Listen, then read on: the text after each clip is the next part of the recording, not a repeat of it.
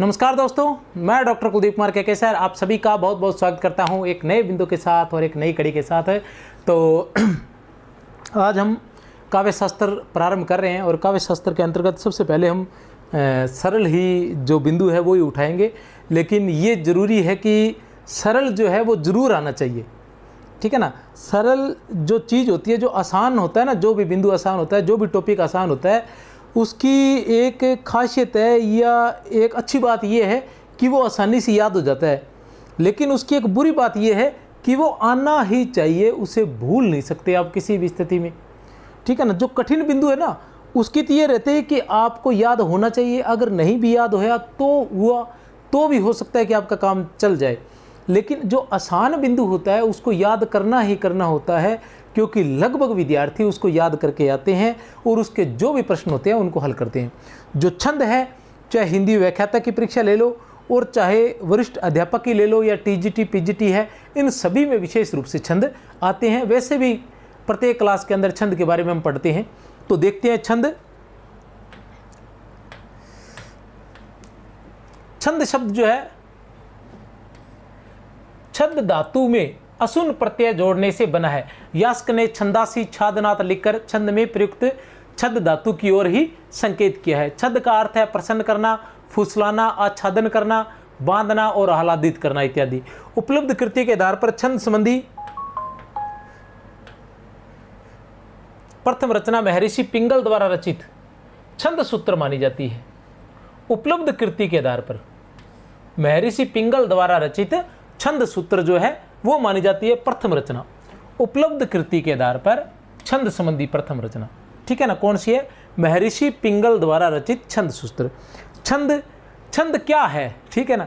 छंद क्या है? छंद वो है जिसमें मात्राओं और वर्णों की गति, यति और उनके चरणांत में समानता के नियमों आदि का वर्णन जिसमें किया जाता है वो छंद कहलाते हैं। छंद में लय होती है, ठीक है, रुकावट होती है और फिर गति होती है। ये सारी चीज़ें जो है वो छंद के अंदर होती है। कहने से तात्पर्य ये है कि जो छंद है वो पद्य है, जो छंद नहीं है वो गद्य है, अर्थात जो छंद में है वो पद्य में है, ऐसा भी माना जाता है। हम उसको पद्य मानते हैं जो छंदबद्ध रचना है। वैसे तो मुक्त छंद रचना निराला के उनको भी हम पद्य मानते हैं, लेकिन विशेष रूप से जो छंदबद्ध रचना है।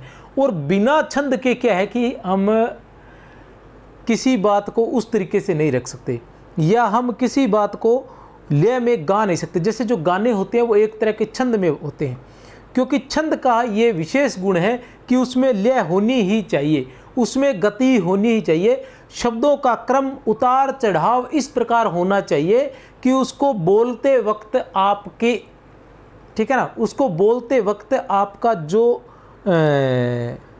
लहजा है उसमें किसी भी प्रकार की रुकावट नहीं आनी चाहिए, ठीक है ना। आपकी जो गति है उसमें रुकावट नहीं आनी चाहिए। जैसे गीत जो होते हैं, या हम जैसे कहें कि ये क्या नाम है, तुलसीदास जी की चौपाई है ना, ठीक है ना, कौन सी है वो, जय हनुमान ज्ञान गुण सागर, ठीक है ना, जय कपि सतियों लोक उजागर। अब अगर हम मात्राओं की बात करें तो ये क्या चौपाई छंद है। मात्राओं बात करें तो हम इनको कैसे भी रख दें, इसके अंदर 16-16 मात्राएं आ ही जाएंगी, ठीक है ना। कैसे भी रखेंगे पद को 16-16 मात्राएं तो आ जाएंगी। लेकिन जैसे जय हनुमान ज्ञान गुण सागर, अब पहले सागर रखेंगे, फिर हनुमान रखेंगे, फिर जय रखेंगे, फिर गुण रखेंगे, तो मात्राएं तो 16 हो जाएंगी, लेकिन ठीक है ना, लेकिन क्या है, उनमें वो गति नहीं आ पाएगी। कहने का मतलब यह है कि जैसे हम लिखते हैं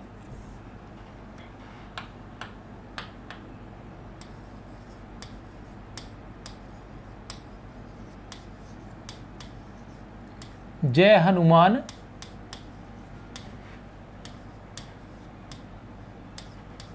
ज्ञान गुण सागर, 1 1 1 1 2 1 2 1 1 1 2 1 1 कितनी होगी? 1 2 3 4 5 6 7 8 9 10 11 12 13 14 15 16 कितनी होगी? 16 मात्राएं। अब ये क्या है? चौपाई छंद है। चौपाई छंद में क्या होती है, ठीक है ना, चौपाई छंद में प्रत्येक चरण में 16-16 मात्राएं होती हैं, कोई समस्या नहीं है। जय हनुमान ज्ञान गुण सागर। प्रत्येक चरण में 16-16 4 चरण होते हैं पूरे छंद के। जय हनुमान ज्ञान गुण सागर 16 मात्राएं हैं, लेकिन इसमें लय है, तब हम इसको ऐसे बोल पा रहे हैं कि जय हनुमान ज्ञान गुण सागर। अब इसी को हम ऐसे रखें कि सागर गुण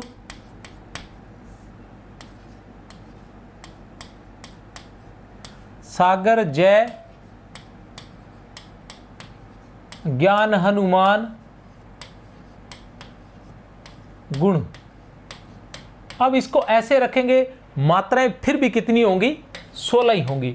तो हम जो पहचान करते हैं कि 16-16 मात्राओं वाली चौपाई होती है, तो वो ऐसे नहीं है, उसमें लय होना, उसमें गति होना जरूरी। अब देखो सागर जय ज्ञान हनुमान गुण, गति नहीं आ रही है, रुकावट आ रही है, ठीक है ना। तो छंद की ये खासियत होती है कि उसमें रुकावट नहीं आती है, वो इस तरह से गाया जाता है कि जय हनुमान ज्ञान गुण सागर। तो गति जो है वो जरूरी होनी चाहिए। और जय हनुमान ज्ञान गुण सागर, सागर पे क्या हुआ? एक बार रुकते हैं, तो रुकने का मतलब ये यति हो जाती है जहां हम रुकते हैं, ठीक है ना, इसको हम यति कहते हैं। इन सभी चीजों को आगे पढ़ेंगे विस्तार से, चिंता न करें, सारी चीजें विस्तार से लेकर आया हूं, ठीक है ना। पहले हम इनके बारे में कि छंद कहां से आया था, छंद का अर्थ क्या है। छंद का अर्थ है प्रसन्न करना, बहलाना, फुसलाना, ठीक है ना, ये सारे छंद के अर्थ हैं। फिर आता है कि छंद संबंधी प्रथम रचना कौन सी है, तो महर्षि पिंगल द्वारा रचित छंद सूत्र है, ठीक है ना। अब हम आगे चलते हैं, तो संस्कृत साहित्य में छंद परंपरा। संस्कृत साहित्य में हम छंद परंपरा की बात करते हैं तो ये हमारे सामने आ जाते हैं संस्कृत साहित्य में। संस्कृत साहित्य में छंद परंपरा की हम बात करते हैं तो ये आ जाते हैं। जयदेव जो है, जयदेव का छंदस, जयदेव की छंदस रचना है। जय कीर्ति की छंदोनुशासन, जय कीर्ति की कौन सी रचना है? छंदोनुशासन। केदार भट्ट की वृत्त रत्नाकर, बहुत ही महत्वपूर्ण है, पूछ ली जाती है। केदार भट्ट की वृत्त रत्नाकर। क्षेमेंद्र की सुवृत्त तिलक, हेमचंद्र की छंदोनुशासन। अब देखिए जय कीर्ति की भी छंदोनुशासन है और हेमचंद्र की भी छंदोनुशासन है, याद रह जाएगा ना। जय कीर्ति की भी छंदोनुशासन रचना है और हेमचंद्र की भी छंदोनुशासन है। हेमचंद्र की तो हम जानते ही हैं, हेमचंद्र, ठीक है ना, प्राकृत व्याकरण।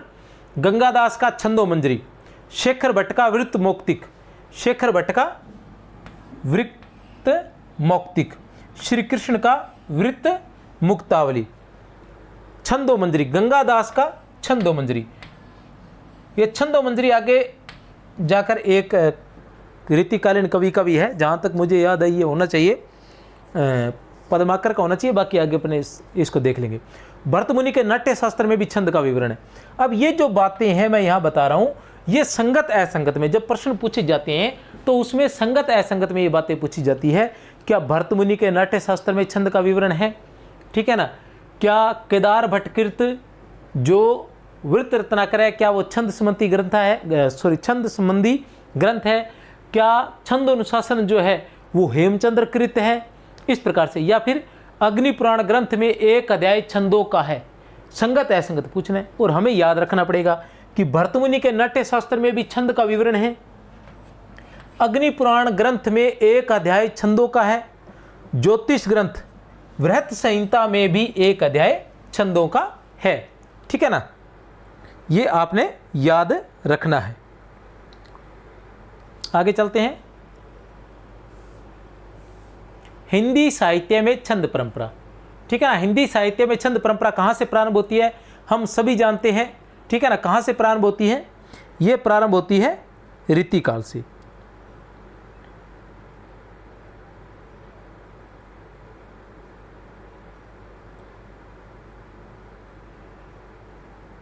कहाँ से प्रारंभ होती है? रीतिकाल से। सबसे पहले आता है छंदमाल। छंदमाल किसका है? केशवदास। केशवदास की रचना जो छंदमाल है, इसमें छंदों का वर्णन किया गया है। इसमें जो क्या है, 77 जो है वो वर्णवृत्त है,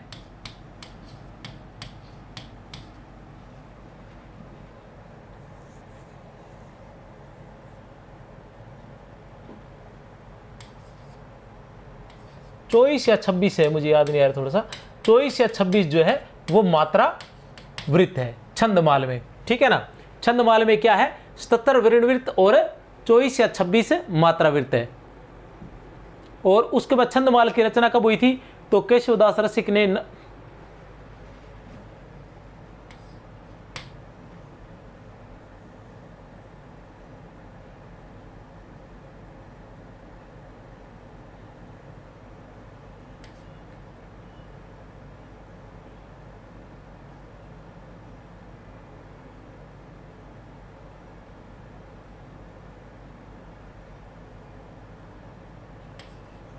1602 है, ठीक है ना। अमीरदास का वृत्त चंद्रोदय है। सुखदेव का वृत्त विचार है।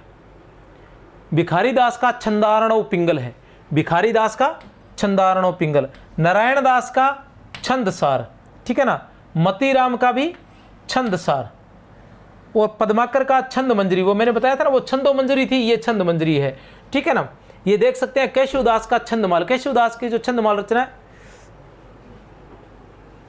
वो क्या है, छंद से संबंधित है, ठीक है। उसके बाद वृत्त चंद्रोदय, अमीरदास का वृत्त चंद्रोदय, सुखदेव का वृत्त विचार, भिखारीदास का छंदारणव पिंगल, नारायण दास का छंदारण, भिखारीदास छंदारणव पिंगल। बहुत ही महत्वपूर्ण रचना है, याद रखना। और रीतिकाल वाली तो ये सभी रचनाएं आपने नाम याद रखने ही रखने हैं, क्योंकि इनको रीतिकाल भी काफी महत्वपूर्ण है हमें। छंद पद्माकर की जो छंद मंत्री कोई रचना हमारे सामने नहीं आती है।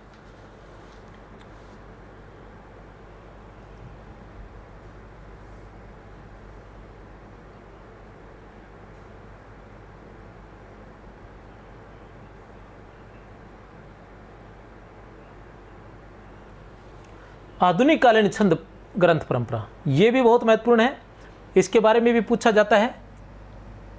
ये है आधुनिक कालीन छंद ग्रंथ परंपरा, ये आधुनिक कालीन छंद ग्रंथ कह सकते हैं आप। जगन्नाथ प्रसाद भानु का छंद प्रभाकर, बहुत ही महत्वपूर्ण है, बहुत ही महत्वपूर्ण है, पूछा जाता है, याद रख लेना, ठीक है ना। जगन्नाथ प्रसाद भानु का छंद प्रभाकर, नारायण प्रसाद का पिंगल सार, राम नरेश त्रिपाठी की पद्य रचना, अवध नारायण उपाध्याय का नवीन पिंगल, परमेश्वरानंद का छंद शिक्षा, डॉक्टर परमानंद शास्त्री पिंगल पीयूष, रघुनंदन शास्त्री हिंदी छंद प्रकाश, रघुवर दयाल पिंगल प्रकाश। ये 3 रचनाएं हैं, याद रख सकते हो। पिंगल सार, पिंगल सार किसका है, नारायण प्रसाद का। पिंगल सार किसका है, नारायण प्रसाद का। पिंगल पीयूष किसका है, परमानंद का, ठीक है ना। पिंगल सार किसका है, नारायण प्रसाद का। पिंगल सार नारायण, पिंगल सार नारायण, पिंगल पीयूष शास्त्री, पिंगल पीयूष परमानंद शास्त्री। पिंगल देखो, पिंगल सार नारायण, नारायण नारायण प्रसाद, याद रह जाएगा, नारायण प्रसाद। उधर क्या है, परमानंद शास्त्री, तो पै से पिंगल परमानंद और सै से शास्त्री, पिंगल पीयूष परमानंद शास्त्री। रघुवर दयाल पिंगल प्रकाश, रघुवर दयाल का है पिंगल प्रकाश। शोध ग्रंथ जो है श्री पुत्तूलाल शुक्ल का आधुनिक हिंदी काव्य में छंद योजना, पुत्तूलाल शुक्ल का आधुनिक हिंदी काव्य में छंद योजना, और डॉक्टर शिवनंदन प्रसाद का मात्रिक छंदों का विकास, मात्रिक छंदों का विकास। परिभाषा की हम बात करें, ये कुछ परिभाषाएं हैं, उनसे हमें छंद को समझने में आसानी रहेगी। महर्षि पाणिनि की परिभाषा है कि जो आह्लादित करे प्रसन्न करे वह छंद है, जो आह्लादित करे प्रसन्न करे वह छंद है।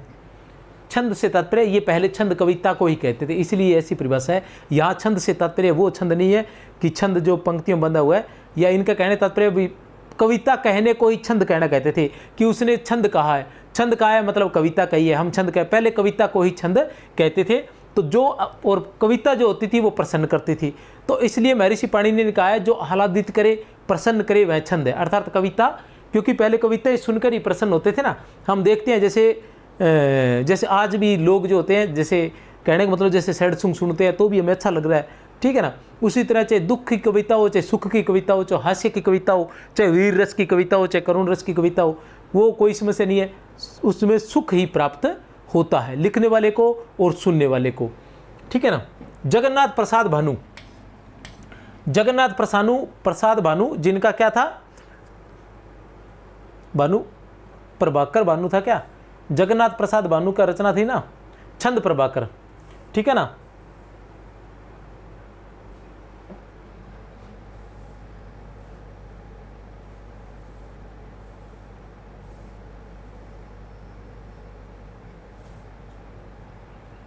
परिभाषा,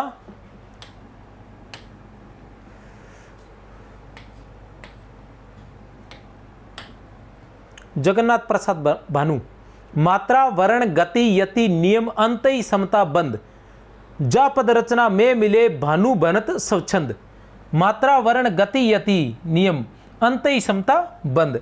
अर्थात जिस कविता में मात्राओं और वर्णों के क्रम, जिस कविता में मात्राओं और वर्णों के क्रम, गति और यति के नियम तथा चरणांत की समता पाई जाती है, चरणांत में या चरणांत की समता पाई जाती है, उसे छंदबद्ध कविता कहते हैं। मात्राओं और वर्णों का क्यों कहा है? क्योंकि छंद दो प्रकार के होते हैं, एक होता है मात्रिक छंद, एक होता है वर्णिक छंद, जिसमें वर्णों के, जिसमें मात्राओं के क्रम, गति और यति के नियम का ध्यान रखा जाता है। भी किस छंद में कितनी मात्राएं होगी, कहाँ गति होगी और कहाँ यति होगी, इन सब का ध्यान मात्राओं में रखा जाता है तो वहाँ मात्रिक छंद होता है। और यही ध्यान जब वर्णों का रखा जाता है तो वहाँ वर्णिक छंद होता है, कि कितने वर्ण होंगे, कहाँ गति होगी, कहाँ यति होगी, और चरणांत में क्या होगा, लघु गुरु होगा, गुरु गुरु होगा, या यगण होगा, मगण होगा, तगण होगा, ये सारी बातें। वैज्ञानिक परिभाषा क्या है? जो पद रचना, जो पद रचना अक्षर, अक्षरों की गणना, क्रम, मात्रा की गणना, यति गति तथा चरणांत में समानता के नियमों से नियोजित हो वह छंद कहलाती है। जो पद रचना अक्षर, अक्षरों की गणना, क्रम, मात्रा की गणना, यति गति तथा चरणांत में समानता के नियमों से नियोजित हो वह छंद कहलाती है।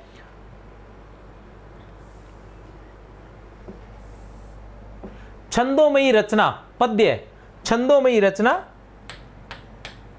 छंदोमयी रचना क्या है? पद्य, और छंदोविहीन रचना गद्य कहलाती है। याद रहेगा आपको, कोई समस्या नहीं है। छंदोमयी रचना पद्य है और छंदोविहीन रचना गद्य कहलाती है। छंद शब्द का अर्थ है प्रसन्न करना, फुसलाना, आच्छादन करना, बांधना और आह्लादित करना।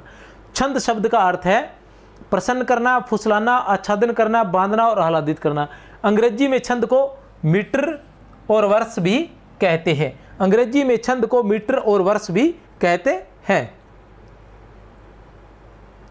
छंद के तत्व बहुत ही महत्वपूर्ण है, आपको याद रखने हैं 100%।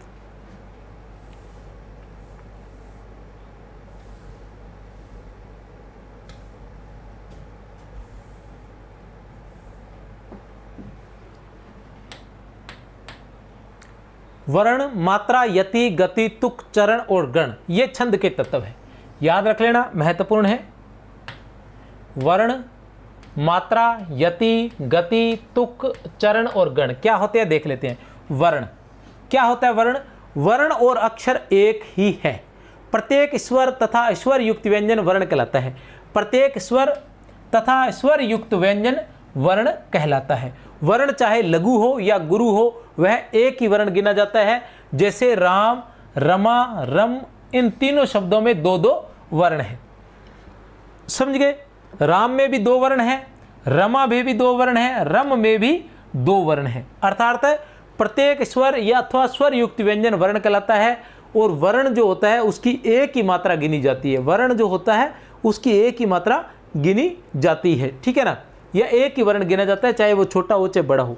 मात्रा की बात करें तो मात्रा में अंतर रहता है। किसी वर्ण के उच्चारण में जो अवधि लगती है उसे मात्रा कहते हैं।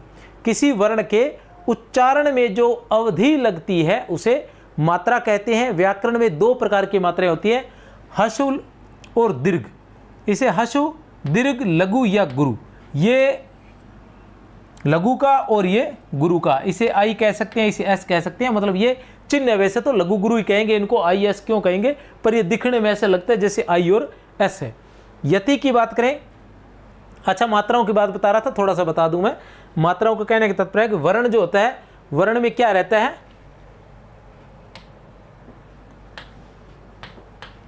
वर्ण में तो वर्ण गिने जाते हैं। जैसे अभी बात करके आए थे हम, जैसे राम लिखा तो भी इसमें कितने हैं? एक और एक, दो वर्ण हैं, ठीक है ना? लेकिन राम में मात्राओं की बात करें तो रा में दो मात्रा और मैं में एक मात्रा बराबर तीन मात्रा है,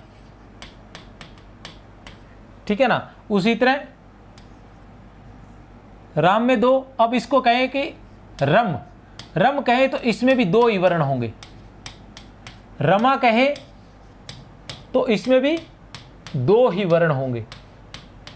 ठीक है ना। और इधर रमा में कितने आ जाएंगे, राम में 3 मात्रा है, रम में कितनी आएगी, रम में आएगी 1 और 1 2 मात्रा। ठीक है, तो मात्राएं क्या है कि मात्राओं के हिसाब से बदलती रहती है, और मात्राएं कौन कौन सी होती है वो भी हम आगे चलकर पढ़ेंगे। कहने का तात्पर्य यह है कि मात्राएं कितनी 2 ही प्रकार की होती हैं, ठीक है ना, एक लघु और दूसरी गुरु। लघु की बात करें तो इसमें ए, इ, उ, री और हम कहेंगे चंद्र बिंदु। ठीक है ना, इनकी क्या होती है 1 2 3 4 5, ये 5 है, इनकी लघु मात्रा होती है। गुरु की बात करें तो आ, ई, उ, ए, ऐ, ओ, औ, अंग और ए है। इनकी क्या होती है 2 मात्रा होती है हमेशा, इन सभी की 2 मात्रा होती है। ए, ई, उ और री और चंद्र बिंदु इनकी 1 मात्रा होती है। आपने इनमें से क्या याद रखना है, आपको इतना तो याद रह जाएगा कि ए, ई, उ की 1 मात्रा होती है, लेकिन आपको री और चंद्र बिंदु नहीं रहेंगे, आपको याद रखना है री और चंद्र बिंदु। उसी तरह आ से लेके औ तक आपको याद रहेगा कि इनकी कितनी होती है 2 मात्रा होती है, लेकिन आपको याद रखना है अंग और एह की भी 2 मात्रा होती है। बस ये याद रखना है कि री और चंद्र बिंदु की हमेशा 1 मात्रा होती है, अंग और एह की 2 मात्राएं होती हैं। दूसरी बात, ये जिनमें लगे होंगे उनकी भी 1 ही मात्रा होगी। ठीक है ना, कहने का मतलब अगर कै और ए, कै है तो इसकी 1 मात्रा, ठीक है ना। उसी तरह छोटा की है तो भी 1 मात्रा, छोटा कू है या कू कह सकते हैं, ठीक है ना, तो इसकी भी 1 मात्रा होगी। ठीक है, समझ गए। उसी तरह से क्री लिखा है तो इसकी भी 1 ही मात्रा होगी। ठीक है ना, इसकी भी 1 ही मात्रा होगी। लेकिन इसी तरह से अगर का लिखा है तो इसकी 2 मात्रा, की लिखा है तो 2 मात्रा, कू लिखा है तो 2 मात्रा, के लिखा है तो 2 मात्रा, कई लिखा है तो 2 मात्रा, को लिखा है तो 2 मात्रा, और कऊ लिखा है तो 2 मात्रा, कंग लिखा है तो 2 मात्रा, कह है लिखा है तो 2 मात्रा। इस तरह से इनकी 2 मात्रा रहेगी। ये कह का की जगह थोड़े से अनजान है तो उनको और बता दूं, कह का की जगह कै से लेके ग तक जो भी वर्ण होगा उनके ये मात्राएं लगेंगी, तो वो इनकी क्या है कि मात्रा जो है वो 2 रहेगी। इसके बाद आता है गति। गति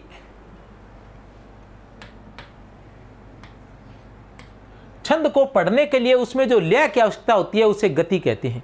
छंद को पढ़ने के लिए उसमें जो लय की आवश्यकता होती है उसे गति कहते हैं। गति के अभाव में मात्राएं पूरी होने पर भी छंद नहीं बन पाता है। जो मैं आपको बात बता कर गया हूं कि गति के अभाव में मात्राएं पूरी होने पर भी छंद नहीं बन पाता है। जैसे रघुकुल रीति सदा चली आई, ठीक है ना, इस चौपाई को यदि इसकी गति बदलकर इस तरह लिखे, आई रघुकुल चली सदा रीति, लिखने पर भी इसमें 16 मात्राएं हैं, लेकिन यह चौपाई छंद नहीं कहलाएगा, क्योंकि इसमें क्या है, गति नहीं है। क्या नहीं है, इसमें गति जो है वो नहीं है। रघुकुल रीति सदा चली आई, प्राण जाए पर वचन न जाई, चौपाई छंद है ये। तुक, तुक क्या होता है वो भी देख लेते हैं। चरणांत में आने वाली एक जैसी ध्वनियां, एक जैसे वर्णों की आवृत्ति को तुक कहते हैं। सबसे ही महत्वपूर्ण है, ठीक है ना, सबसे ही महत्वपूर्ण है और सबसे आसान है। कैसे महत्वपूर्ण है, कैसे आसान है? चरणांत में जो समानता पाई जाती है उसे तुक कहते हैं। चरणांत में जो समानता पाई जाती है उसे तुक कहते हैं। अब तुक के तात्पर्य, जैसे तुक्का कहते हैं ना कि क्यों तुक्का मार रहा है, तो वो तुक्का ये होता है जैसे कि राम जा रहा था, श्याम आ रहा था, ठीक है ना, मैं खाना खा रहा था, वो नहा रहा था, वो बाजार जा रहा था, मैं खेल कर आ रहा था। अब ये था करके मैंने क्या किया, ये कविता बनाई है, ठीक है ना, ये कविता बनाने की कोशिश की है। तो ये था जो आ रहा है यही तुक है, यही क्या है, तुक है। तो तुक क्या है, चरणांत में आने वाली एक जैसी ध्वनि या एक जैसे वर्णों की आवृत्ति को तुक कहते हैं। चरणांत में आने वाली एक जैसी ध्वनि या एक जैसे वर्णों की आवृत्ति को तुक कहते हैं। अब आता है चरण, यह भी महत्वपूर्ण है। छंद के चौथे भाग को चरण या पाद कहते हैं। छंद के चौथे भाग को चरण या पाद कहते हैं। मोटे तौर पर कविता की एक पंक्ति को चरण या पाद कहते हैं। मोटे तौर पर कविता की एक पंक्ति को चरण या पाद कहते हैं, ये याद रख लेना, चरण या पाद कहते हैं। पद नहीं कहते, पद तो पूरा हो जाता है, पाद। गण, गण की बात करें तो छंद शास्त्र में 3 मात्रिक वर्णों के समुदाय को, क्या है, छंद शास्त्र में 3 मात्रिक वर्णों के समुदाय को, 3 मात्रिक वर्णों के समुदाय को गण कहते हैं। ये गण जो होते हैं 8 होते हैं। गण कितने होते हैं? 8 होते हैं। इनके नाम तथा तीनों वर्णों के आदि, मध्य और अंत में कहाँ लघु और कहाँ गुरु हो, इससे समझने के लिए एक छोटा सा सूत्र स्मरण रखना चाहिए। छंद शास्त्र में 3 मात्रिक वर्णों के समुदाय को गण कहते हैं। 3 मात्रिक वर्णों के समुदाय को गण कहते हैं। और ये गण कितने होते हैं? 8 होते हैं। इनको याद करने के लिए एक छोटा सा सूत्र है, वो सूत्र ये है, यह माता राजभान सलगा। ठीक है ना, यह माता राजभान सलगा, ये छोटा सा सूत्र है, यह माता राजभान सलगा। 8 जो गण होते हैं वो य से यगण, पहला है य से यगण, ठीक है ना, ये ए से।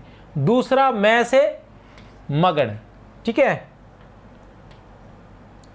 य से यगण, मैं से मगण, तय से तगण, रा से रगण, जय से जगण, भय से भगण, न से नगण, स से सगण। लय और गय को पूरी मात्राएं करने के लिए लिखा गया है, ठीक है ना। लय और गय को पूरी मात्राएं या लघु गुरु भी कह सकते हैं, क्योंकि लघु गुरु भी आते हैं इसमें, इसका भी ध्यान रखा जाता है कि इनके साथ साथ चरणांत का भी ध्यान रखा जाता है, तो वो लघु गुरु का ध्यान रखा जाता है वैसे मात्राएं पूरी करने के लिए। अब इस सूत्र से क्या होती है कि ये पूछा जाता है कि यगण में कितनी मात्राएं होती हैं, मगण में कितनी मात्राएं, तगण में, ये भी पूछा जा सकता है। और ये भी पूछा जा सकता है कि अंत में तगण नहीं आना चाहिए। हम ऐसे पढ़ेंगे, जब आगे नियम पढ़ेंगे दोहे के, चौपाई के, रोला के, उलाला के, ठीक है, इनके नियम पढ़ेंगे तो उसमें ऐसा लिखा आएगा कि अंत में तगण नहीं आना चाहिए, अंत में जगण नहीं आना चाहिए, ठीक है ना, अंत में रगण नहीं आना चाहिए, अंत में मगण नहीं आना चाहिए। तो कैसे नहीं आना चाहिए, हमें कैसे पता चलेगा कि ये तगण है या नहीं है, ये जगण है या नहीं है? तो वो पता चलेगा हमें मात्राओं से। मात्राओं से कैसे पता चलेगा इनकी मात्राएं क्या है, उसका एक सूत्र है। इन सबको याद नहीं रखा जा सकता, क्योंकि इनके नाम ही ऐसे, यमाता, मातारा, ताराज, राजभा, जबान, बानस, नस्ल, सलगा, इनको याद रखना मुश्किल है। इसके लिए एक सूत्र बनाया गया है कि य से, इसको हम ऐसे लिख देते हैं, य से आगे वाले 3, य से ये माता, ठीक है ना, य से ये माता,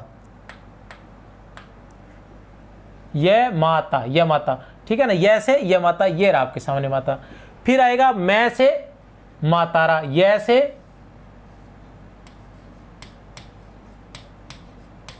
या माता, मैं से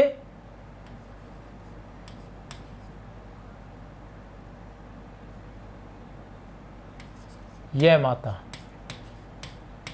मैं से मातारा, तय से ताराज, जैसे रै से राजभा, ठीक है ना, और जैसे जबान, भा से भानस, और न से नस्ल, और स से सलगा। ये पूरे 8 हो गए, ठीक है ना, ये पूरे कितने हो गए? 8 हो गए। इनका क्रम भी याद रखना है कि यगण, मगण, तगण, रगण, जगण, भगण, नगण, सगण, ये क्रम भी याद रखना है। 8 गण होते हैं। अब इनकी मात्राओं का कैसे ध्यान रखेंगे? वो कहेगा, वो पूछेगा कि अंत में तगण नहीं आना चाहिए। उसमें नियम में हम पढ़ेंगे कि अंत में तगण नहीं आना चाहिए। तगण का मतलब कितनी मात्राएं हैं, ठीक है ना, तगण का मतलब कितनी मात्राएं हैं, ये रहा, ये है तगण और ये है ताराज। तगण का मतलब है 2, 2 और 3, मतलब ऐसा शब्द नहीं आना चाहिए, अंत में गुरु, गुरु और लघु नहीं आना चाहिए। तगण नहीं आना चाहिए मतलब ताराज नहीं आना चाहिए, ताराज नहीं आना चाहिए मतलब गुरु, गुरु लघु जो है वो नहीं आना चाहिए। इसलिए इसको याद रखते हैं कि इनके बारे में आगे जाकर पूछा जाता है। बस इनका क्रम भी याद रखना है, वो इससे रहेगा, या माता राजभान सलगा। दूसरा इनकी मात्राएं जो है वो भी इसी से याद हो जाएंगी। ये सारी बातें आपने ध्यान रखनी है। लघु या ह्रस्व स्वर की एक मात्रा होती है, ये मात्रा का चिन्ह है, तथा दीर्घ या गुरु स्वर की 2 मात्राएं होती हैं। ठीक है ना। सभी लघु स्वर वाले व्यंजन, सभी लघु स्वर और लघु स्वर वाले व्यंजन तथा चंद्र बिंदु लघु कहलाते हैं। ए, ई, उ, री और चंद्र बिंदु। ठीक है ना। उसके बाद कै, छोटा की, कु, इनमें एक मात्रा होती है। इन सभी में क्या होती है, एक मात्रा। कहने से तात्पर्य यह है कि ह्रस्व स्वर या लघु स्वर, ह्रस्व स्वर या लघु स्वर जो होती है, लघु स्वर जो होती है उनकी एक मात्रा होती है, और ये जिनमें लगते हैं, जिन व्यंजनों में ये लगते हैं उनकी भी एक ही मात्रा होती है। ये जिन व्यंजनों में लगते हैं उनकी भी एक ही मात्रा होती है। आ, ई, उ, ए, ऐ, ओ, औ, अंग, अह, इनकी क्या होती है, ठीक है ना, 2 मात्राएं होती है। आ, ई, उ, ए, ऐ, ओ, औ, अंग, अह। ठीक है ना। इनकी 2 मात्राएं होती है तथा इनसे संयुक्त व्यंजन भी गुरुवर्ण कहलाते हैं। ठीक है ना। ये मात्राएं जिनमें लगेंगी, ये मात्राएं जिन व्यंजनों में लगेंगी वो भी क्या कहलाएंगे, गुरु ही कहलाएंगे। ठीक है। संयुक्त वर्ण के पहले वाले,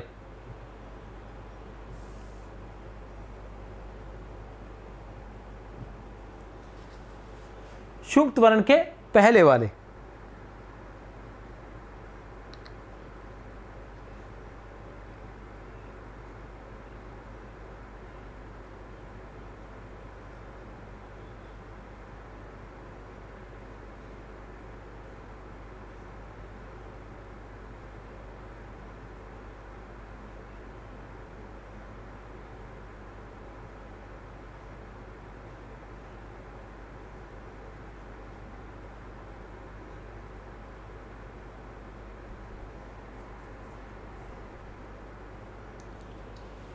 संयुक्त वर्ण के पहले वाले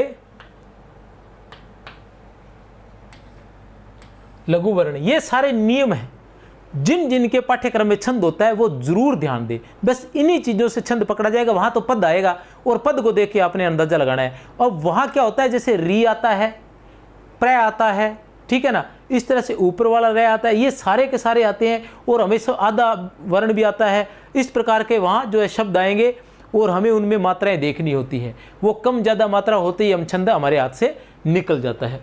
संयुक्त वर्ण के पहले वाले लघु वर्ण भी गुरु वर्ण होते हैं। संयुक्त वर्ण के पहले वाले लघु वर्ण भी गुरु वर्ण होते हैं और उनकी 2 मात्राएं होती हैं। जैसे सर्प और कंप में स और क गुरु वर्ण है। ठीक है ना। संयुक्त वर्ण के पहले वाले लघु वर्ण भी गुरु वर्ण होते हैं। अब सर्प जो है, सर्प में क्या है, स, आधा रे और पै ऐसे आया है। ठीक है ना। स, आधा रे और पै, सर्प। अब इसमें क्या होगा, क्या लिखा है इसमें, संयुक्त वर्ण के पहले वाले, संयुक्त वर्ण के पहले वाले लघु वर्ण भी, ये संयुक्त वर्ण है, इसका पहला वर्ण लघु होगा तो भी क्या कहलाएगा, गुरु कहलाएगा। तो स जो है वो गुरु कहलाएगा, स जो है वो गुरु कहलाएगा। रे की कोई मात्रा नहीं होती, पै की एक मात्रा होती है, कुल होगी 3 मात्रा।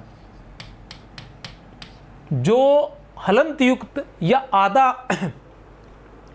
वर्ण होता है, या कहेंगे हम व्यंजन जो होता है, जो भी व्यंजन होता है जिसमें स्वर नहीं लगा होता वो क्या कहलाएगा, उसकी कोई मात्रा नहीं होती।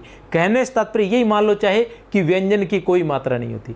हलंत लगा हुआ है तो उसकी कोई मात्रा नहीं है, क्योंकि वो आधा माना जाता है। जब तक मात्राएं हमेशा स्वर की ही होती है, बिना स्वर के कोई मात्रा नहीं लगती।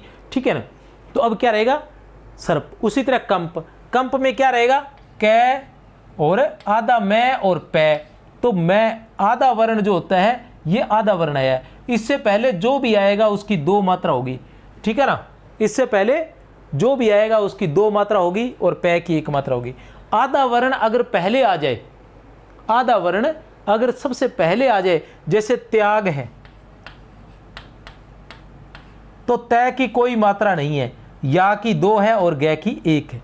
मतलब अगर आधा वर्ण बीच में आता है तो उससे पहले वाले वर्ण की क्या हो जाती है, 2 मात्राएं हो जाती है। वो लघु 2 है तो 2 ही रहेगी, अगर 2 नहीं है तो 2 हो जाती है। लेकिन अगर वो आधा वर्ण पहले आ जाता है सबसे पहले, तो उसका कोई फर्क नहीं पड़ता, उसकी मात्रा हमेशा 0 रहती है। ये देखना कि आधा जो होता है, आधा वर्ण जो होता है या जो व्यंजन होता है, उसकी कोई मात्रा नहीं होती है। हलंत व्यंजन के पहले वाला वर्ण गुरु होता है, उसकी 2 मात्राएं होती है। जैसे सत्य है, अब सत्य में क्या है, स की 2 मात्रा है, ठीक है ना।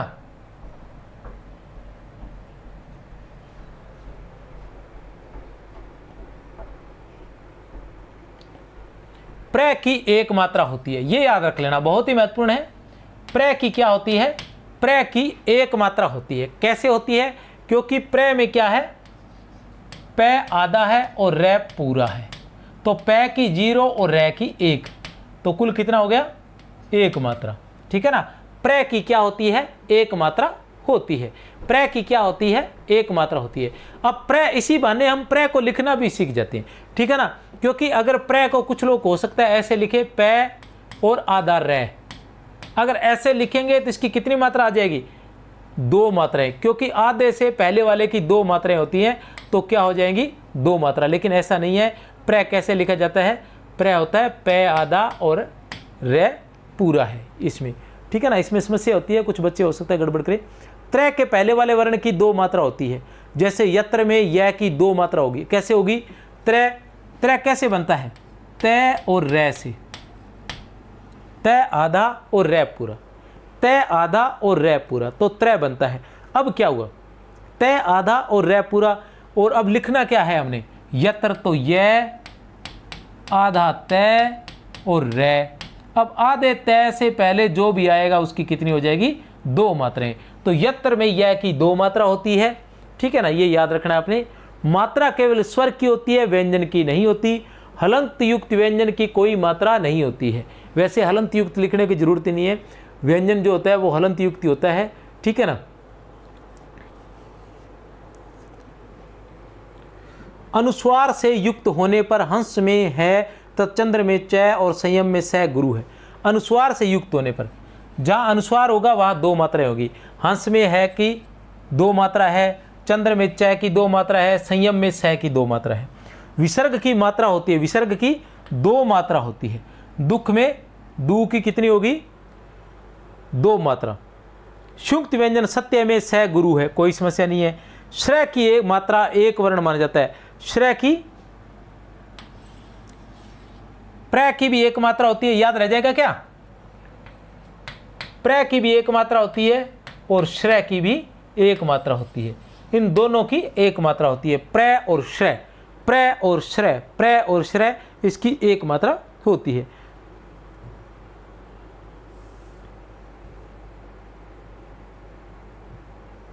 अमृत में मृ की 1 मात्रा और अमृत में कुल 4 मात्रा होगी। कैसे होगी वो भी मैं बता दूं, कितनी मात्रा होगी। जैसे अमृत है, ये है अमृत, अमृत में कितनी मात्रा होगी, इसको अलग करेंगे, ए, मैं, री और तय, ये ऐसे होगा। अमृत को अलग अलग करेंगे तो ऐसे होगा। इसमें ए की कितनी हो जाएगी, 2 मात्राएं, मैं की कितनी होगी 0, री की कितनी होगी 1, तय की कितनी होगी 1, टोटल कितना हो गया 2 और 1 3 और 1 4, तो टोटल कितनी होगी 4 मात्राएं। तो अमृत में कितनी मात्राएं हैं, 4 मात्राएं हैं। उसी तरह कृषि की हम बात करते हैं, किसकी बात करते हैं हम, कृषि की। तो कृषि में कितनी मात्राएं होंगी, दिख रहा है ना, कृषि में कितनी मात्रा होंगी। तो कृषि में हम लेते हैं कै हलंत वाला, री और छोटा शी, तो पहले कै आ गया, इसकी 0 मात्रा, री की 1 मात्रा, शी की भी 1 मात्रा, टोटल हो गई 2 मात्राएं। तो कृषि की कितनी मात्रा होगी, 2 मात्राएं। उसी तरह स्थल, स्थल में स्थ की 1 मात्रा, जबकि मरुस्थल में स्थ में पहले वाला वर्ण गुरु हो जाएगा। अब देखते हैं स्थल में कितनी होगी? जैसे स्थल है, स्थल की कितनी मात्रा होगी? स, थ और ल। स की 0, थ की 1 और ल की भी 1, टोटल 2 मात्राएं होंगी। उसी तरह मरुस्थल,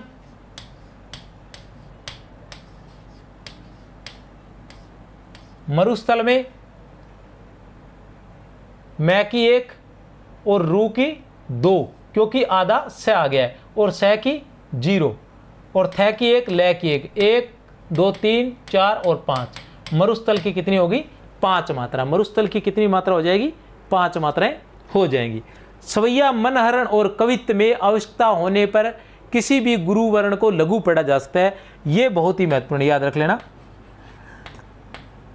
किसमें? सवैया, मनहरण और कवित्व में। सवैया, मनहरण और कवित्व में। सवैया, मनहरण और कवित्व में आवश्यकता होने पर किसी भी गुरु वर्ण को लघु पढ़ा जा सकता है। सवैया, मनहरण और कवित्व में आवश्यकता होने पर किसी भी गुरु वर्ण को लघु पढ़ा जा सकता है। ठीक है ना। क्रम में क्रय की 1 मात्रा होगी, कोई समस्या नहीं है। भक्ति में क्ति की 1 मात्रा होगी, कोई समस्या नहीं है। ये भी बता देता हूं, क्रम आधा क, रे और मैं बराबर टोटल क्रय की 1 मात्रा है, मैं की 1 है, बराबर 2 मात्राएं। भक्ति में भय की 1 मात्रा और क्ति की भी, इधर देख लेते हैं, ये है भक्ति। ठीक है ना। भक्ति में भय, क और ती। भय की कितनी हो जाएगी? 2 मात्राएं। क की 0 और ती की 1, टोटल कितनी होगी? 3 मात्राएं। टोटल कितनी हुई? 3 मात्राएं।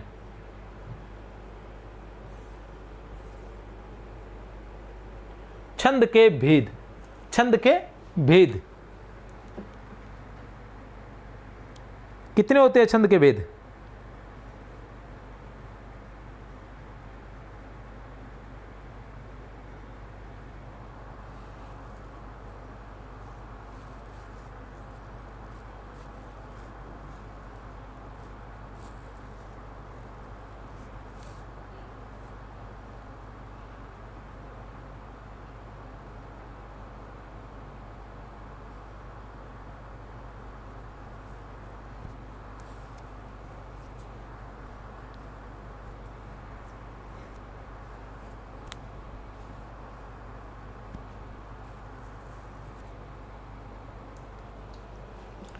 मूल रूप से छंदों के 2 भेद माने जाते हैं। मूल रूप से छंद के 2 भेद माने जाते हैं। मूल रूप से छंद के 2 भेद माने जाते हैं, वैदिक और लौकिक। छंद क्या माने जाते हैं? वैदिक और लौकिक छंद। वैदिक छंद और लौकिक छंद। वैदिक छंद जिनका प्रयोग केवल वेदों में हुआ है। वैदिक छंद कौन से हैं? जिनका प्रयोग केवल वेदों में हुआ है। लौकिक छंद कौन से हैं?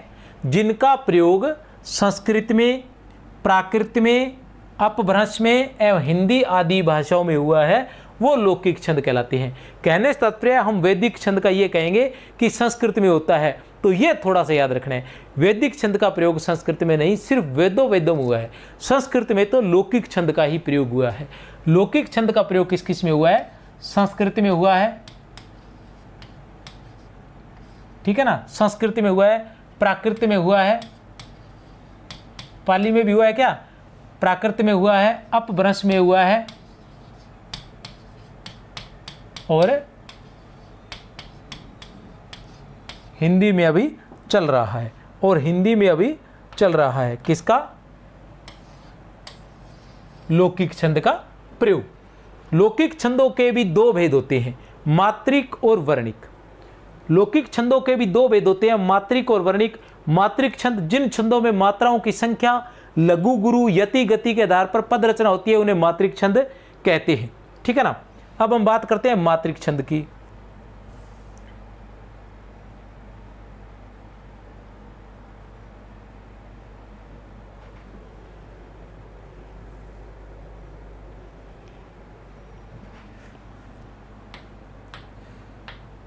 मात्रिक छंद। जिन छंदों में मात्राओं की संख्या, जिन छंदों में मात्राओं की संख्या लघु, गुरु, यति, गति के आधार पर पद रचना होती है उन्हें मात्रिक छंद कहते हैं। मात्राओं के आधार पर, जिनमें मात्राओं का ध्यान रखा जाता है कि मात्राओं की संख्या कितनी है, जैसे 16 मात्रा है तो कौन सा है, चौपाई छंद है, ठीक है ना। और लघु गुरु का ध्यान रखा जाता है कि लघु होगा या गुरु होगा, अंत में लघु आएगा या गुरु आएगा।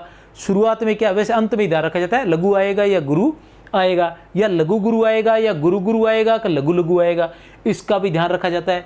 यति और गति का रखा जाता है। यति का मतलब होता है ठहराव, यति का मतलब होता है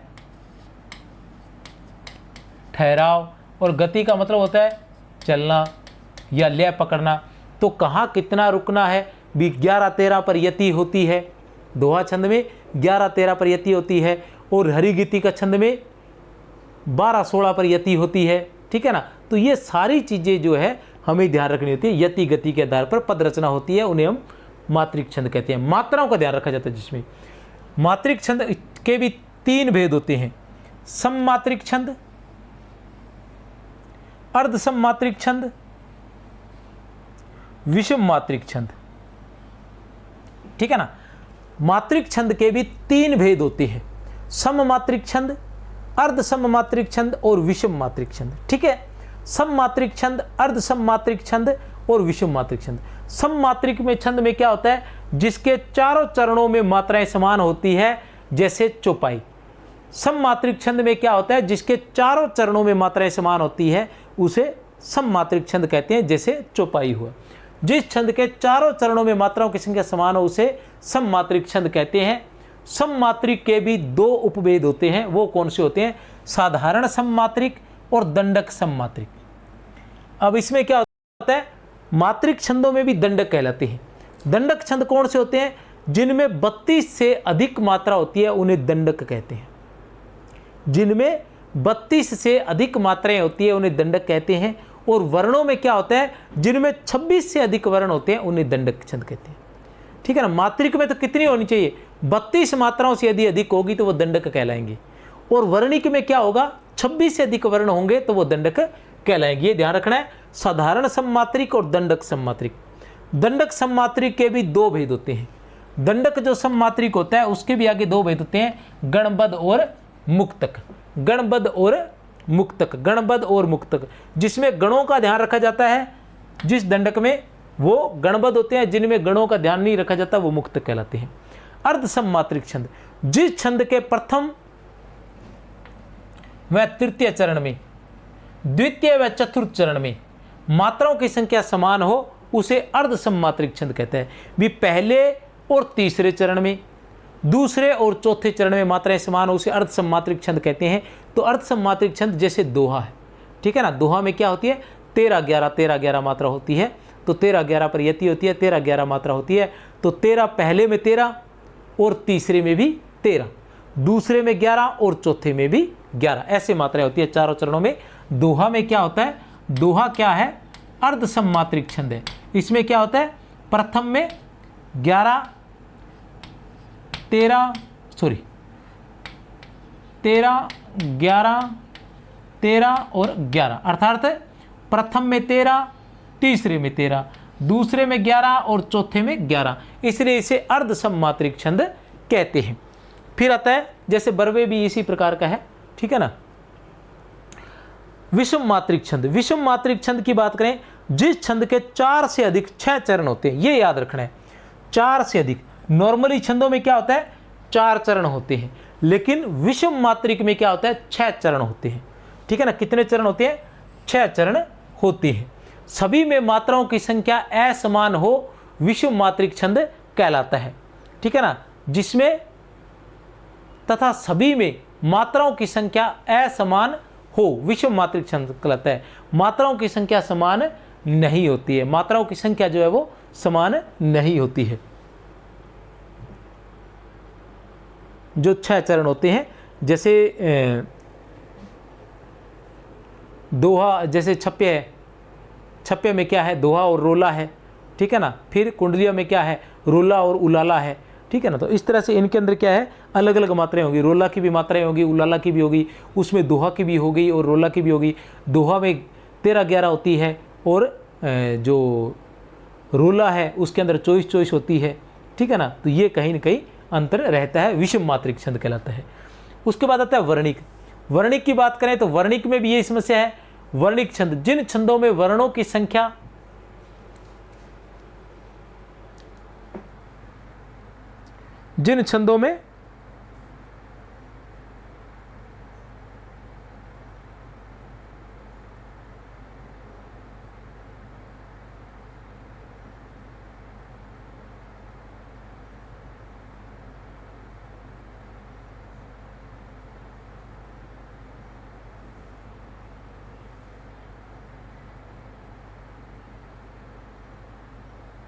जिन छंदों में वर्णों की संख्या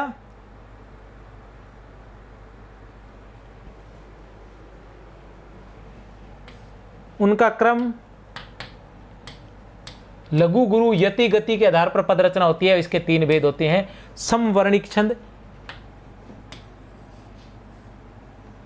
अर्ध समवर्णिक छंद और विषम वर्णिक छंद। समवर्णिक छंद, जिस छंद के चारों चरणों में वर्णों की संख्या समान हो, समवर्णिक छंद कहलाता है। समवर्णिक के भी 2 भेद होते हैं, साधारण समवर्णिक और दंडक समवर्णिक। साधारण समवर्णिक है उसमें 26 तक वर्ण होते हैं और जो दंडक है उसमें 26 से अधिक वर्ण होते हैं। साधारण में 26 तक वर्ण होते हैं और दंडक में 26 से अधिक वर्ण होते हैं। अर्ध समवर्णिक, जिस छंद के प्रथम, तृतीय तथा द्वितीय और चतुर्थ चरण में वर्णों की संख्या समान हो, अर्ध समवर्णिक छंद कहलाता है। विषम वर्णिक छंद, जिसमें 6 चरण हो तथा सभी में वर्णों की संख्या असमान हो, विषम वर्णिक छंद कहलाता है।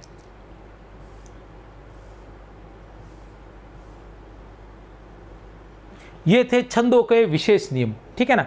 दूसरी क्लास में हम क्या है कि छंद लेकर आएंगे, ठीक है ना। हिंदी व्याख्याता से संबंधित या वरिष्ठ अध्यापक से संबंधित जो छंद है वो सभी लेकर आएंगे, वरिष्ठ अध्यापक से या हिंदी व्याख्याता से संबंधित। ये छंदों के नियम हैं, ये जरूर पढ़ें सभी टीजीटी पीजीटी वाले, क्योंकि इन्हीं से संबंधित, छंद से संबंधित प्रश्न जो है एक साधारण प्रश्न है, वैसे भी पूछा जा सकता है, चाहे आपके पाठ्यक्रम में छंद हो चाहे ना हो, लेकिन कविताएं तो है, कवि तो है, ठीक है ना। तो वो पूछा, तुलसीदास जी तो है ना, तो तुलसीदास जी का जो चौपाई छंद है वो पूछा जा सकता है। कबीरदास जी तो है ना, कबीरदास जी के गुरु गोविंद दऊ खड़े काके लागू पाए, बलिहारी गुरु अपना जिन गोविंद दिया बताए। इस तरह से तो क्या है कि जो छंद है वो सभी के लिए महत्वपूर्ण है। तो इस क्लास को जरूर देखें और नेक्स्ट क्लास में वरिष्ठ अध्यापक और क्या बोलते हैं उसको, हिंदी व्याख्याता के लिए छंद होंगे। अगर क्लास पसंद आई है तो सब्सक्राइब कर देना चैनल को भैया, और लाइक भी कर देना। और पीडीएफ के लिए संकुल मार्गदर्शन के नाम से अपना टेलीग्राम चैनल है, वहाँ पर आप उसको ज्वाइन कर सकते हैं, और संकुल मार्गदर्शन के नाम से ये अपना ऐप भी है। इसी के साथ जय हिंद।